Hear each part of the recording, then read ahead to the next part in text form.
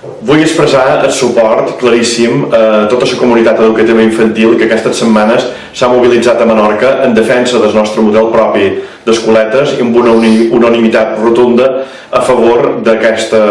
model educatiu i en contra, per tant, del decret que pretén aprovar el govern per regular una doble xarxa, per una banda d'escoletes i per altra de guarderies assistencials.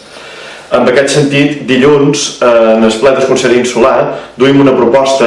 que, per una banda, demana la retirada d'aquest decret i, per altra, incorpora les demandes del sector que se van formular a la reunió que van tenir en el Consell Insular de Menorca dia 30 de novembre amb els consellers Martí Marc d'Educació i Fina Santiago de Benestar Social. Les demandes en aquest cas eren clares i era que qualsevol mesura que s'aprengui en l'etapa de 0 a 3 anys ha de ser per reconèixer, ha d'incloure el reconeixement del dret a beques de menjador d'aquesta etapa de 0 a 3 anys i ha d'anar acompanyat d'una política valenta, ambiciosa, de creació de places educatives de 0 a 3 anys. Per tant, som us du a fer una proposta per demanar al govern que retiri la proposta de decret, que creï una mesa de treball de tècnics, d'experts, i que a partir d'aquí se treballi amb aquesta línia.